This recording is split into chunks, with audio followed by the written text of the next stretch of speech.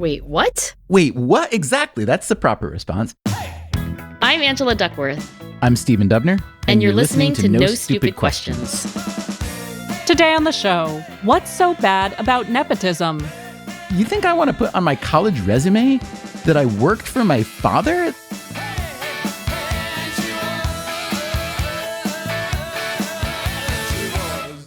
Stephen, we have an email from someone named John, and it starts off with "Hi!" Exclamation point. Are you high? No, I'm just trying to get your attention over here. Attention granted. Hi.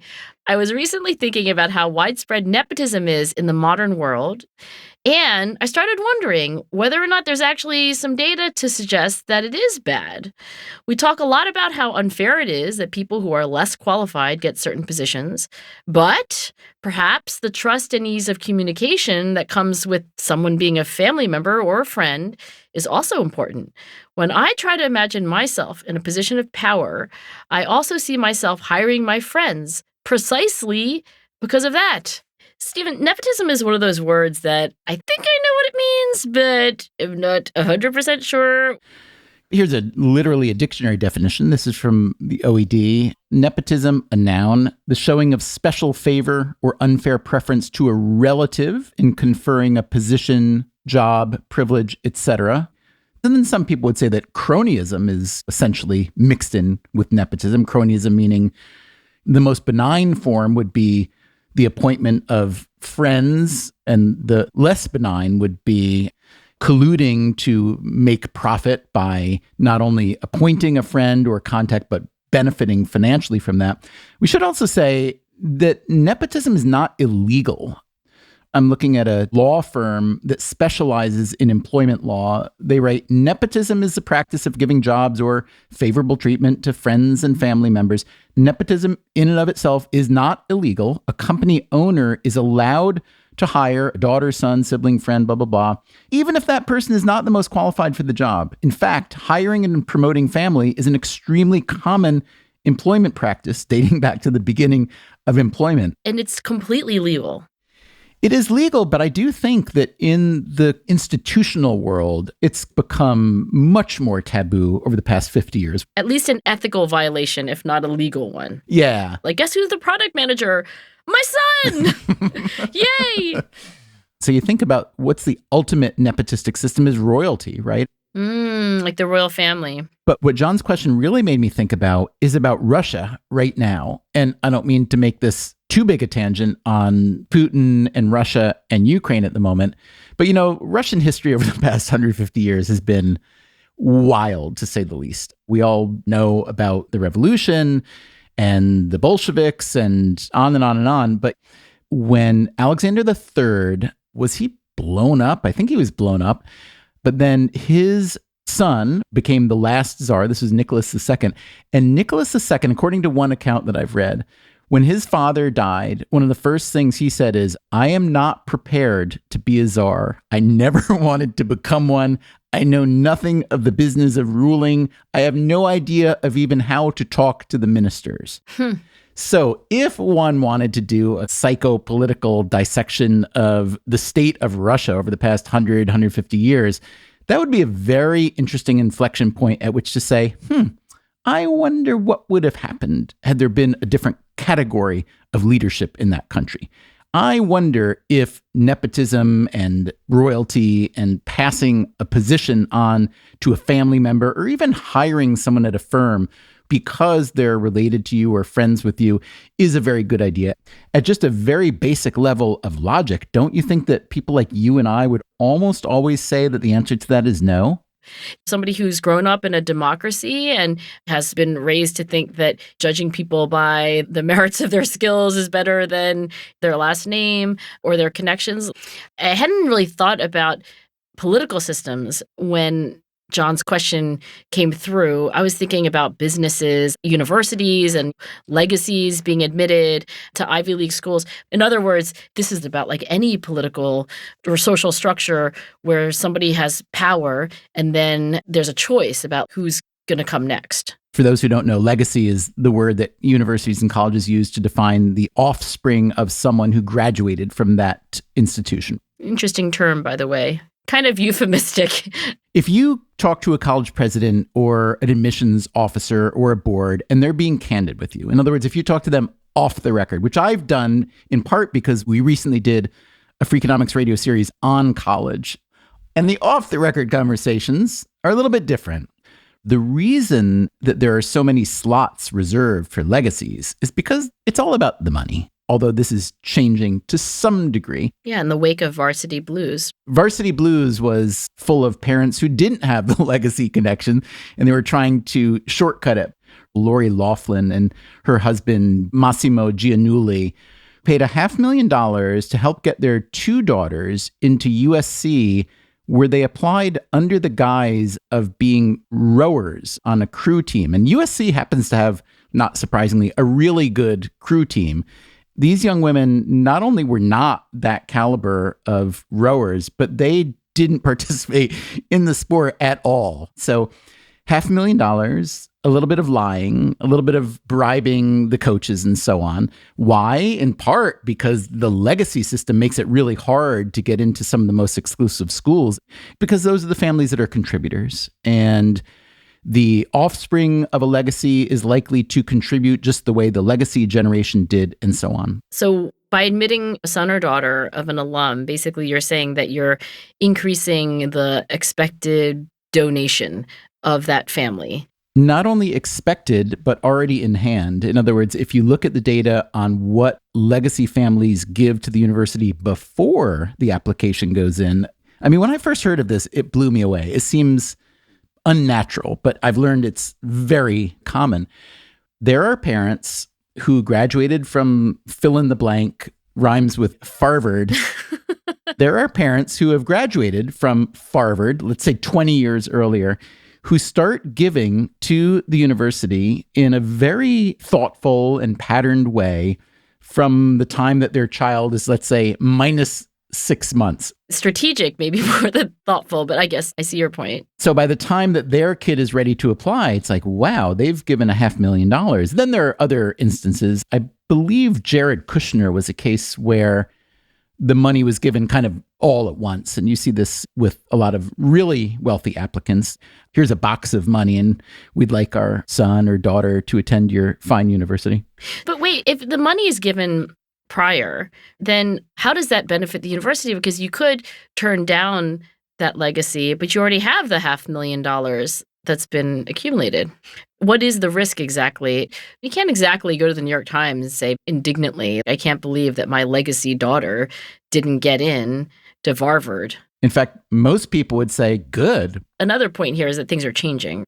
And maybe it's Varsity Blues, and maybe it would have happened for other reasons. I certainly think there's more awareness and debate about equality, diversity, equity, and inclusion right now than there was 4 or 5 years ago. It definitely is changing a little bit, partly because, and this was part of what we covered in the Freakonomics radio series as well, the most elite schools tend to not expand their enrollment very much. They like to keep their populations the size they are, and there are a lot of reasons for that, but one is in order to preserve exclusivity and prestige. You don't think it's because they don't have enough dorm space and classroom space? Because that's my understanding, but maybe it's because I work at a university, but that's what I'm told. That is a very compelling argument that some schools do make. Although, Stanford has a lot of room. Duke has a lot of space.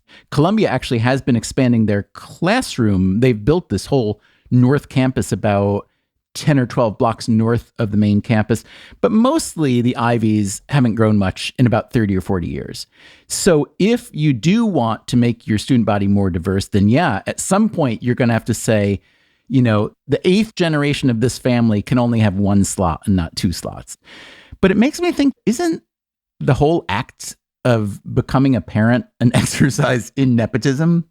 When you have a kid, aren't you going to put every fiber of yourself into the betterment of that particular kid as opposed to all the other kids around? Isn't that just the way we're wired? Yes. I was talking to Dana Suskind, who we both know.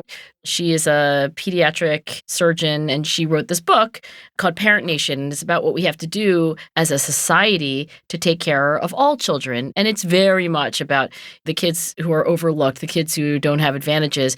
And Dana wrote a book prior to that called 30 Million Words. And that also had some things to say about good parenting. But that one was more easily digested by a parent as like, these are the things that I need to do for my kid. The book seemed to have so much warmer a reception than Parent Nation. And I was saying to Dana, I wish I could say that I cared as much about all children as I do about my children. But I think like most parents, there is this pretty biased way of putting my kids first. And maybe that's what she's experiencing with her second book. It is evolutionarily wired. I will say in defense of the second book, which I think is really good, Parent Nation, it is really a policy book more than a behavioral family book. So I think the intended audience is also a little bit different. But the fact that it's such a hard argument to make really made me take a step back and say, wow, she's pointing to something really important here. We don't really care about other people's children very much. We say we care. Especially if you believe in revealed preference, right? What are the core values of our society if this is the way we act? I will say this. My daughter, who's 20 now, she talks about nepotism a lot. Anya talks about nepotism? Yeah. When you grow up in a place like New York, it's pretty easy to notice the advantages that accrue to the offspring of families who have money, who have power, who have leverage, and that it's much, much easier if you have all those resources. And look, my family, we're very fortunate. Right. She's on the advantage side of the equation. And she's come to think that nepotism is just super sleazy. So I'll give you an example. She'll help me out on research for like this show or for Freakonomics Radio. I'll say, hey, I want to talk about this or that. If you have a couple hours, why don't you do some reading for me and a little research? And she does. And honestly, I love it. I love working with her. I think she's really good at it. And so I thought out of fairness, I should name her in the credits on the show when she does contribute. And she was kind of split on that. But then there was a time when I was looking to hire a summer intern. And I thought, Anya would be really good. Because first of all, I can really control her hours. I can make sure that she works 18 hours a day, which I can't really do with all the other interns. And she was like, there is no way I'm going to do that. And I said, why not? Would I be that terrible to work with? She said, no, the work would be really fun. There's no way I'm going to spend my summer doing work that I can't put on my resume. I'm going to be a college junior. And I said, why can't you put it on your college resume? She says, you think I want to put on my college resume that I worked for my father? That is the worst thing I could ever do.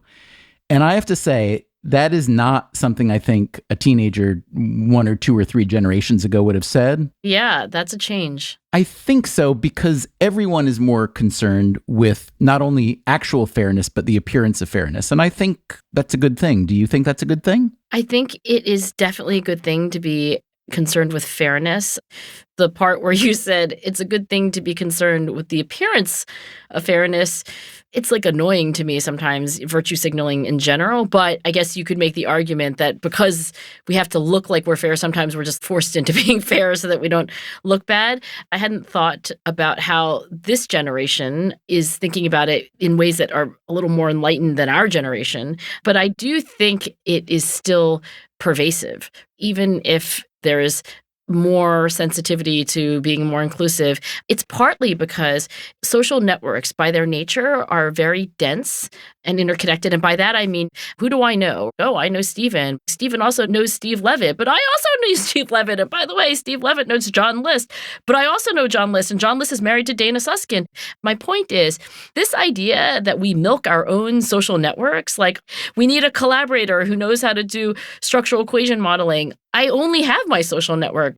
So I think it's a bigger question, like how would you really escape the gravitational pull of nepotism? It makes me think of a paper by Sophie Calder-Wang. It's called Diversity and Performance in Entrepreneurial Teams. And we looked at this paper in a Freakonomics Radio episode that was called How Much Does Discrimination Hurt the Economy? This is really about a flip side of nepotism, or something that feeds into or maybe out of nepotism, is an exclusion. If you are working with or promoting the people that you already know and like, who are you excluding? And so this paper was really interesting. It was based on an experiment that was carried out at Harvard Business School, where there was a class that was about starting up a small company. And they put students together to do this entrepreneurial exercise. And in some cases, the groups were formed randomly by algorithm. And so the people would not form their own groups. They were put together with people who were inherently often unlike them, either different gender, different race, different background, different country of origin, and so on. And then in other cases, they let people form their own groups. Essentially, they found that the randomly assigned groups performed worse than the others. There was about a 15% degradation in their performance. But when people were allowed to choose on their own, the diverse teams performed very well. The problem lies with what she called forced diversity, because there you're being put with people that you don't know and that you don't have any background with, social network, and so on. So that would be an argument, I guess, in favor of what John is calling nepotism and what you're calling strong networks, right? Well, is the finding of the study that when you do choose on your own who to work with, and it's a diverse set of people, then you perform better? If I remember correctly, the diversity itself was not really much of a factor. It's just the choosing of your own team. Yeah. Look, I don't think that this bias that we have towards the people that we already know is ever going to go away, in part because if you had to form a team in the next 6 months, you could not interview all of the people on the planet for your team. It's not possible. But I do think there's got to be a way to incentivize looking beyond the social network. And that's hard, don't you think? I think it is hard, and I'm actually looking to recruit somebody to work with me. Where does my thought process go? I'm like, I'll ask my friend Shalini if she knows anybody. I'll ask this other friend. Your Rolodex is your Rolodex. But I guess the question is, how would you work against that? I will say this. In startups, it's all like who I know and who I trust, right? Is that right? I guess so, because they're like really small teams. Yeah, and also it tends to be the people that you went to school with or some pre-existing network. But once you get into big corporate hiring, I think American firms in particular take really seriously the appearance of nepotism. I will say there is some interesting economic literature about firms that are run by X person and then taken over by X person's offspring. In fact, one of the first big pieces of Freakonomics Radio we called the Church of Scionology, meaning scions, like the offspring of people who run firms. Oh, Scion. Yeah. It's like Succession, right? It is like Succession. Are any of those people remotely qualified to be the best next leader of that firm? Not on Succession, anyway. So, okay, if we wanted to say a few words in support of nepotism, let's say that you, Angie, started a company. Let's say you make beer, okay? Okay. You love beer. Let's say I do. And you're really good at making beer. All right. And then you're getting on in your years and you say, hey, I'm so grateful and fortunate that this company has succeeded. And I have a few options here. What I can do, I can sell to a bigger company. I can maybe go public. But, if you had a child or maybe a niece or nephew who also loved beer or just wanted to make a lot of money making beer, you might think, oh, well, they should be the next CEO. So I'll give you an example. There are two such beer families with which I'm familiar. One is the Yuengling family in Pennsylvania. They're a German family. We have a lot of Yuengling in our refrigerator, believe it or not. Oh, you do? Why is that? Because I live in Pennsylvania and Jason really likes Yuengling. So I wonder if Jason knows the story of who makes his Yuengling. The current owners of Yuengling were the 5th or 6th generation of the Yuengling family who had come to America. Interestingly, the one that came to America, if I recall, to make beer here was from this German beer-making family, and he was like the younger brother or something who couldn't break into the family business back in Germany and said, damn it, I'm going to America. Very American story. And they were really successful. And if you ask why, you'd say, well, these are people who cared about the business, who knew the business very well, who understood the processes and traditions. So that could be a really good argument for promoting someone from within the family. On the other hand, there's another beer called Budweiser. Heard of that. Very similar. German family came over. I think the first one was an Anheuser, but then it got to be a Busch, and then there was another Busch and another Busch. And I think the guy who was running it up until roughly the 1990s or so was Augustus Busch the Third, I believe. They called him the Third. Like, hey, pass the salt, the third. I don't know if the people who were eating at his dinner table called him that, but generally he was known as the Third. And his son was known as, can you guess? I'm going to go with the fourth. Excellent guess. That's why they pay me the big bucks. And Augustus Busch IV, his ultimate reign over the company was, I believe the technical term is a shit show. There was all kinds of bad behavior. Corporate behavior was not so good. Personal behavior was not so good. He kind of went down in flames, and the company ultimately was bought out by a firm called InBev. Anyway, that was a case where they just kept passing the company on to the next son, the next son, the next son, and it blew up. The Yinglings, however, are one where they kept passing it on to the next son, and it's still thriving. So, as in any of these stories, it's never all or nothing. Still to come on No Stupid Questions, Stephen and Angela discuss a system where meritocracy and nepotism successfully coexist. Unlike, let's say, Anheuser-Busch, where I'm just going to give the company over to this guy who drives his car 180 miles an hour. My good-for-nothing scion.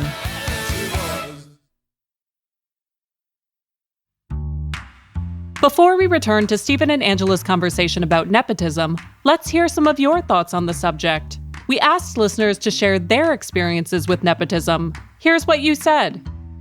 Hi, my name is Sean. I'm from New York. And when I was 13, my uncle hired me to work at his hot dog stand. I ended up selling a total of 1 hot dog to my mom, and I ate 7 hot dogs. So not super successful. Once upon a time, I did work at a small company where the wife and children of the owner were employees. He was a real taskmaster and drove some of the employees to tears, but not his family members. They lived right up above the office, and they just let it run off their backs. I don't think the problem was nepotism so much as poor management skills. Hello, Stephen and Angela. I'm Dan Perrin from Melbourne, Florida. When my dad was a kid, my aunt was in the spelling bee, and the word she got was nepotism, which she then proceeded to spell incorrectly and was kicked out of the spelling bee. To which my dad, consoling her afterwards, said, "Well, don't worry, you can always work for Dad." That was, respectively, Sean Gleason, Steve Case, and Dan Perrin. Thanks to them and to everyone who sent us their thoughts. Now, back to Stephen and Angela's conversation about the consequences of keeping it in the family. If you want to look at family firms generally and what happens once the next generation takes over, there are a few economists who have studied this. One is Antoinette Shore, another is Francisco Perez Gonzalez. When they look at what happens when a firm goes from the parent to the offspring, Antoinette Shore found that there were drops of between 10 and 20% of profitability. So nepotism on average is expensive. Now you might think, wait a minute, maybe they're becoming less profitable, but maybe somehow if your shares are trading publicly, maybe you make up for it in share price. But then this other study by Francisco Perez Gonzalez looked at what happens when a publicly traded company is handed over from the founder or the parent to the heir. And in that case, there's this drop in the stock price of about 10 to 15%. So that looks pretty bad. Now, there's an interesting wrinkle here. Perez Gonzalez found that the underperformance of family CEOs was basically explained by the group of family CEOs that did not attend a good college. interesting. In about 40% of the cases in his sample, the person who took over the company did not attend college inside the top something like 200, even though they're coming from a wealthy family. What kind of story do you concoct in your head when you hear those numbers? Well, I'm thinking about regression to the mean. Mm.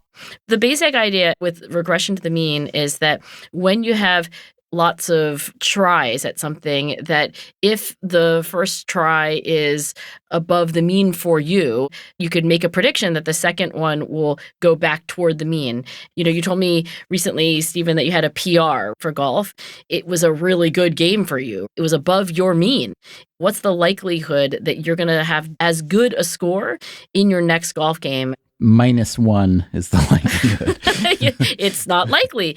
And it goes in both directions, by the way. So if you have a really bad game, you're likely to regress to your mean as well. So applied to nepotism, if you have an outlier CEO who's just amazing, what is the probability that when you shuffle the genetic and experiential deck and you get another person that is their offspring, what is the likelihood that person's going to be also an outlier CEO? Well, regression to the mean would say, not knowing anything else, not very likely.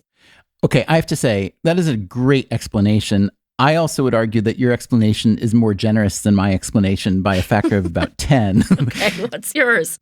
Well, mine is, if you are the offspring of a person who is built and is running a big successful company, and you go to college and you can't get into a top 200 college despite the advantages that you have, you must not be a very diligent person. You probably had access to tutoring and private schools, and nevertheless, I mean, I'm not saying that everybody should want to go to a selective school, but one could argue that in that demographic, most young people are trying to go there. Right. So here's someone who has those advantages, who doesn't have it together enough to go to a decent school, and yet the parent still thinks that they should be running the company. I think that's true. That's arguably in addition to regression to the mean, which is always operating for everything. Okay, I have a riddle for you that to me is one of the most interesting riddles about nepotism. It's a nepotism riddle. And it's maybe not a long list. Okay. So if you look around the world, in some countries, you'll find that founders of companies almost always hand off the business to their offspring, in part because they don't have enough structure to, let's say, take a company public, or they don't have a tradition of professional management. So there are many different circumstances. But if you look around the world at countries that have successful firms, you'll find that family firms in those countries almost always perform worse over the long run than firms that bring in professional management. But there's one country where family firms do not just okay, but quite well. Can you name what that country might be? A country where nepotism works. It's a country where family firms are at least as successful as non-family firms. I'll give you a really good hint, because there aren't that many countries that start with a J, but it does start with a J. Japan? It is Japan. Very good. Now, Japan has had an unbelievable culture and history of entrepreneurship and companies of all different sorts.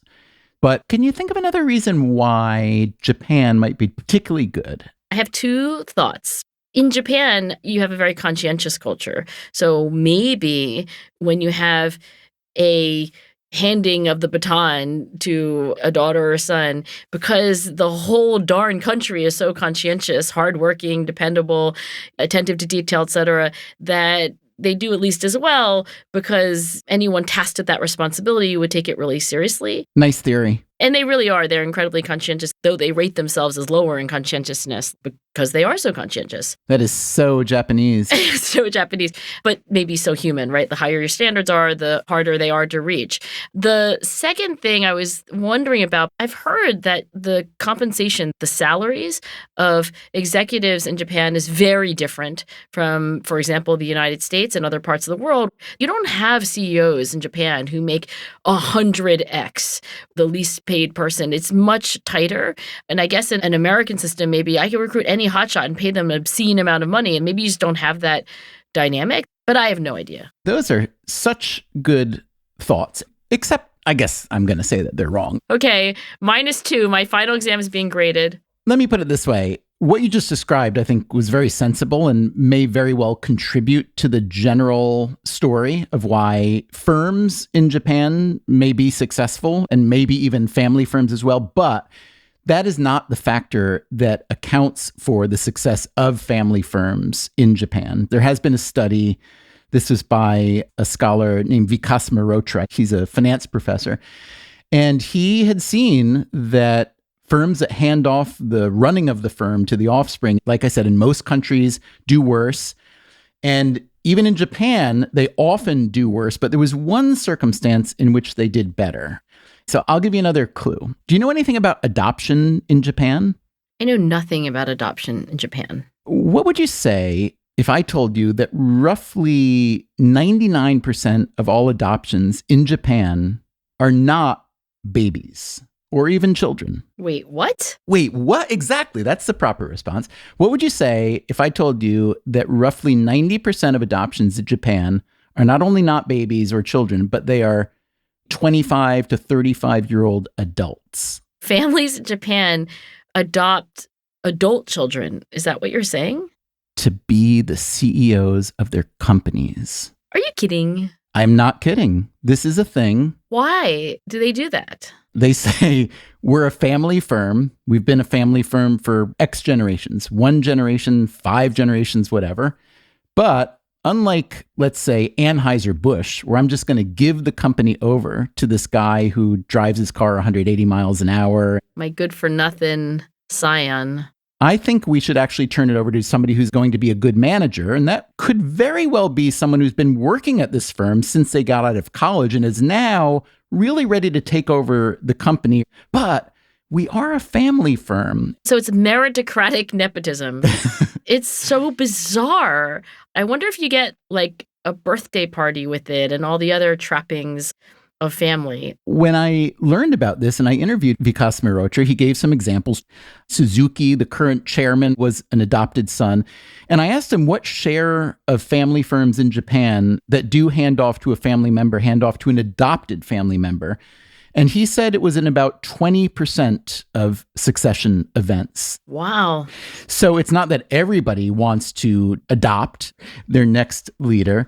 But then I asked him, if you subtract that 20% from the economy, how would family firms do versus the rest? And he said that was pretty much all of it. That would lower them way back down to where we would expect them to be. So I think we have a solution for nepotism, which is that we basically have a meritocratic system, but we add back the family part in there. That's good. In other words, if I really want someone beloved to me to take over Freakonomics Radio eventually, and I know that my kids are not interested, I should probably consider adopting someone like Angela Duckworth, maybe? I guess that could work. I have some other things going on here, but in principle, I am with you. No Stupid Questions is produced by me, Rebecca Lee Douglas. Before we move on to the fact check, we'd like to give listener John, our question asker, the last word.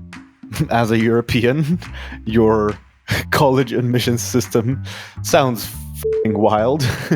Oh, I probably shouldn't swear. I cannot imagine something like this happening here. I found the Japanese system that they talked about just crazy. And now, here's a fact check of today's conversation.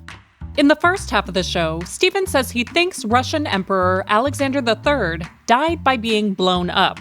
This is incorrect. His cause of death was actually nephritis, or kidney disease. However, his father Alexander II was indeed blown up. After surviving multiple assassination attempts, the emperor was ultimately killed by a bombing carried out by Russian revolutionaries in 1881.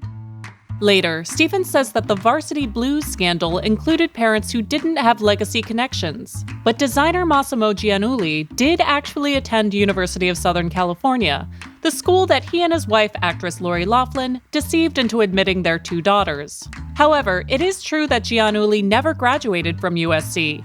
He dropped out in 1987 to pursue a career in fashion. Next, Stephen says that colleges reserve so many slots for legacies in order to encourage alumni to donate money. However, research from the Public Policy Research Institute, the Century Foundation, found that after controlling for wealth, there was no statistically significant evidence that legacy policies made alumni more likely to donate. Also, Stephen says that Anheuser-Busch Brewing Company started with an Anheuser but was inherited by a Busch. The company actually originated in 1852 with German-American brewer George Schneider. German soap manufacturer Eberhard Anheuser purchased it in 1860. Anheuser's daughter married Adolphus Busch, who later became a co-owner of the company. Finally, while August Busch IV did experience quite a few legal and personal troubles while helming Budweiser, his tenure wasn't a complete show. As CEO, he led the famous Budweiser Frogs advertising campaign. In 1996, the year after the ads launched, Anheuser-Busch stocks rose by 27%, and in 1998, the company experienced its best ever sales year. That's it for the fact check.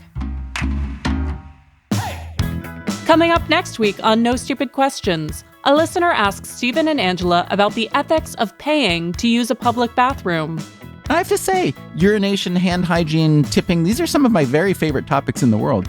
That's next week on No Stupid Questions. For that episode, we want to hear your own washroom stories. Tell us about the best and the worst public restrooms that you've visited, and let us know how you think we could improve these spaces in general. To share your thoughts, send a voice memo to nsq@freakonomics.com with the subject line Public Restroom.